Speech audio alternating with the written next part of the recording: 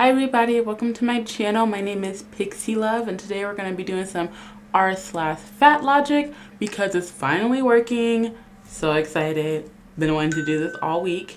I always forget to turn my watch off. Anyway, we've had a really good week. We've been doing some fat TikTok this week. You guys got to see my kitties. Let me know if you guys want to see random pictures of my kitties more often. They're my little joys. They're my little babies. So yeah.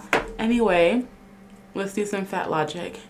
I need these memes. If being fat gives you diabetes, all fat people would have diabetes. If being fat gave you joint pains, all fat people would have joint pains. If being thin made you healthy, then all thin people would be healthy. If being fat gave you COVID, all fat people would have COVID. If being fat made you unlovable, all fat people would be single. If being fat was the current beauty standard, being fat would be healthy and thin people would be shame. If diets worked, you would be thin. Alright, first off, let's backtrack right now. With your line of thinking, that's like saying everyone who smokes cigarettes would have lung cancer. Everyone who drinks alcohol would have liver cancer. Just because something is a cause and effect doesn't mean it always happens that way. It is a factor into what gives you the disease. Being fat is a factor into having diabetes. Not everyone who's fat gets diabetes, but a lot of people do. It is a factor for your diabetes, and it can also make diabetes worse. If you got it when you are skinny or something, being fat can make your diabetes more severe. Okay? Being fat does give you joint pains because you are putting extra pressure on your joints. And the longer you are fat, the worse your joint pains will get. Just your logic of thinking is so fucking, it makes no sense. Like, you're speaking in complete absolutes and it's fucking annoying. Like, you just like, it's just like, it's so hard to like want to argue with these people because you know that they don't know anything. Like, and I'm not gonna act like I know everything, but at least I don't think like this. Alright. So I have this really zoomed in, so I'm just going to scroll down so you can like still be able to read what's being said. Alright, me. Being fat doesn't cause poor health, the internet, but heart disease. Me. No, we've covered this already. Being fat has little impact on your risk of heart disease. Being male, getting older, and being a smoker are the risks of heart disease. Sorry about that sound. But I 100% know that was wrong because women are more likely to get heart disease than men. Like, I remember seeing commercials with a bunch of like female celebrities about how like women are at a greater risk of getting like having heart attacks and having heart disease than men for like whatever reason it was. So being a man is not a risk of a heart disease. Unless I'm wrong. Someone tell me if I'm wrong, but I remember these commercials where like women have like the highest percentage of people who are having heart attacks for whatever reason. Like, am I wrong? Anyway, getting older and being a smoker. Yes, those are also risks. But so is being bigger because you're putting more pressure on your heart. No, we already been over this. No, bitch, we already went over this with you, but you're not listening to us. The internet. So, me. So, it's because of this narrative that fat people have become so oppressed that their health is actually impacted. So, it has become a self-fulfilling prophecy, but not for the reasons everyone thinks. So, the narrative itself is the problem. The internet. So, what you're saying is being fat isn't bad for your health, but living in an anti-fat world is? Seriously? Yep, that's what I'm saying. The internet, pause. But heart disease, joint pains, diabetes, cancer, me. So you're saying that fat people are so oppressed that they're having heart attacks and not because they're fat? If that's the case, people of color wouldn't be able to survive. Because if oppression caused bad health, which it probably does in some way. Anyway, I'm not going to get into semantics. But if oppression caused people to have heart attacks, man, I guess I'm just lining up for one. I don't know. So, no one told me that being oppressed causes heart attacks or heart disease. Because that's what I'm getting from this. You guys know how I feel about when they say oppression, but you know, I'm not getting into that right now. But I'm just saying, we can agree that people of color have been systematically oppressed in this country, right? So what she's saying, since we have been systematically oppressed, we have more heart attacks. You know what? Maybe she's right. Because, you know, at least I know for black people, we have a higher rate of like high cholesterol and stuff like that. That's not because of the way we eat. That's because of our oppression and the stress we're dealing with. You know what? She's right. I'm wrong. Oppression causes heart disease. Hey, if you guys are enjoying this video, make sure you guys like down below. If you enjoy me, make sure you subscribe because I do videos like this all the time. And let's get back to the craziness.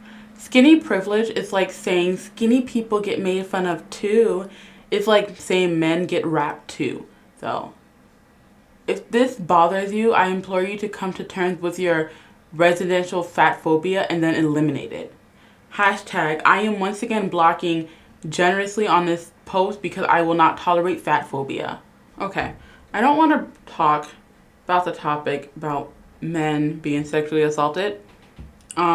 Because that is just thrown in here to be absurd and ridiculous. Okay? It's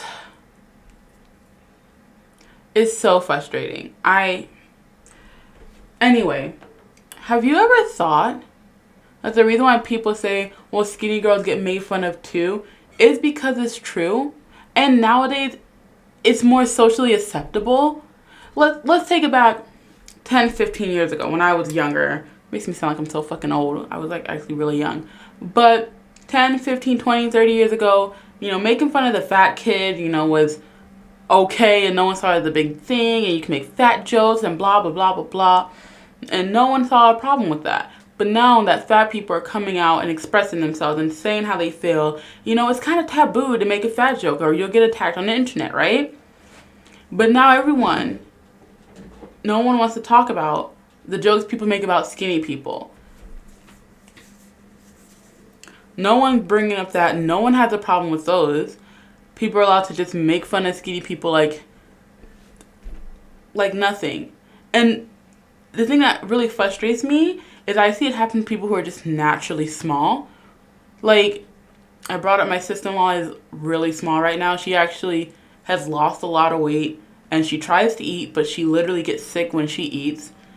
And she's super stressed and just dealing with a lot in her life that's making it hard for her to gain weight. And she's always been a naturally smaller person, but she's extremely small right now. And she gets her coworkers joke about how skinny she is and how she needs to eat and blah, blah, blah. That's really damaging for someone who's literally trying their best to gain weight and stay at a healthy weight.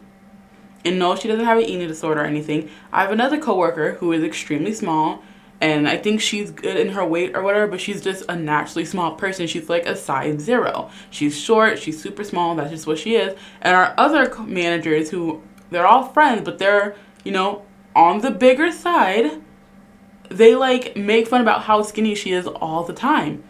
And sometimes it makes me a little uncomfortable because I'm just like, if the roles were reversed and she was making jokes about how fat they were, it wouldn't have been as acceptable. So like, yeah. And in their mind, you're just like, well, you're skinny, so you have all these privileges, so you're not allowed to talk about how hard your life is. The thing, no, that's not how it works because there's no such thing as skinny privilege. There's not. Obesity is relative person to person and is why those, if you are this height, your goal should be this weight, are not really good. I'm 6'4", 462 pounds, and wear a size 38 pants. I am certainly in what would be considered obese, but not morbidly. I only have 19 to 21% body fat ratio, and I have an extremely abnormal muscle density. I am not even that big as far as how my muscles look. I look like an average slightly overweight tall guy. I'm just extremely compact. If I lost every ounce of fat, I would still be 300 plus pounds. Many factors can make your own personal health weight drastically different. I talked about this before. Your heart does not give a fuck whether you have muscle or fat. It still reacts the same fucking way. Okay? It's still a lot of pressure on your fucking heart. So yes, sir, you're still fucking obese, you dumbass. I want to see. Please, sir, show me your 462 pound ass and show me how you look like an averagely slightly. There's just no way. There's just no way that you have all this muscle on you and it's just compacted into your little old body. Not, like, it's compacted inside, not on the outside, so your muscles are squishing your fucking organ because you only got so much room inside. So you just look slightly overweight at 462 pounds. Bullshit. I'm calling bullshit because you're a bullshitter. It's tragic to see how the media has convinced so many people that self-harm is fine if it feels good in the moment. Food abuse is as bad, if not worse, than any other kind of drug abuse. It's not beautiful, it's not brave, it's sad, ugly, and painful for everyone involved. Let's end obesity. What the fuck is wrong with you? Me hardly eating anything, suddenly feeling extremely hungry due to my meds, and then eating a bag of Doritos isn't nearly as fucking bad as smoking crack or injecting. I don't fucking know what that is. Anyway, that sounds like an eating disorder to me, ma'am. Not eating anything all day and then binging on a bag of chips. Sounds like you have a fucking eating disorder. You should get that fixed, okay? I'm really fucking catty in this video. I'm like not my normal positive, nice self. I'm a little fucking catty, but it's okay. Let me continue. Would I say it's as bad as some drugs? Yes and no. Because being a food addict is something that like is hard to overcome because it's something you have to deal with every day. But at the same time, it's also typically something you pass down to your children. Imagine being a crackhead and shooting up with your children and teaching them how to shoot up, and then they teach their children how to shoot up and they teach their children. That would be frowned upon, right? But that's kind of what people who are food addicts do. Like my grandmother, I love her to death. I miss that woman every day. But she was one of the few people in my family who was overweight. And just like me, her love language was food. So she would take me out to eat all the time. You know, we would go out at least once a week. And she tried to share it with all the other grandkids, but no one else liked to go out as much as me. So whenever no one else wanted to go out, I'd be like, I'll go. And so food has become my love language because food was her love language. And it sucks, but she is the reason I am obese. She's like the main reason I am obese. I didn't start gaining weight or being overweight until I lived with her.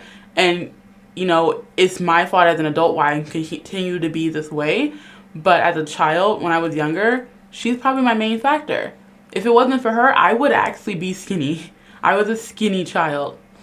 That's just the point of the matter. So, like, it's not as frowned upon, but you know, teaching your kids an addiction to food is kind of fucking fucked up. It really is. So, I don't know if I would say it's as bad as crack, but a food addiction is fucking bad. And it's something that society doesn't care that you pass down to your children and teach them your food addict ways. Y'all remember when Michelle Obama whole end obesity thing? She was fucking absolutely and openly fat phobic. Why didn't more people talk about this? It just wasn't as big as a deal as it should be. I'm seething. I'm sorry. I feel like my lisp completely came out during that and I'm not rereading it, so deal with it. And how dare the first lady of our country want to end childhood obesity? She wasn't specifically fighting for obesity. She was focused on childhood obesity. How dare her not want children to be fat and enjoy their childhood and run around and play and have fun? Which, yes, you can do that as a big kid. It's just a little harder, you know? You can't keep up with everyone sometimes. It's a little hard. I get it, you know? But how dare she? How fucking dare Michelle Obama care about children being fat? Someone has to care, because these fucking parents don't give a fuck if their kids are fat as hell. No, because they're fat asses too. But that's gonna be my last post of the day. I was a real bitch. If this is your first video of me, I'm normally not this mean. I'm just like, it's late. I'm typically a nicer person in the morning, which is when I normally record, but I work tomorrow morning, so I gotta record tonight. So I'm sorry, but I kind of had fun. All jokes, but I'm serious. I don't know. Anyway, if you guys like me, make sure you guys leave a like down below. If you want to see more of me, you guys can subscribe, because I make videos Monday through Friday. All of my social media handles are PixieLove5642. My Instagram, Twitter, and TikTok are all that. I'm going to try to make a TikTok this week using my little character. I just don't know what to do with her yet. I don't know what to do with her yet, and it has to be something I can do on my computer. So if you guys have any ideas I can do with a TikTok that doesn't involve me moving her hands, because I don't have the hand machine yet, let me know. And I'll see you guys tomorrow. Bye-bye. I think he found where I'm hiding the catnip. It's hiding in that box up there. I think he found it.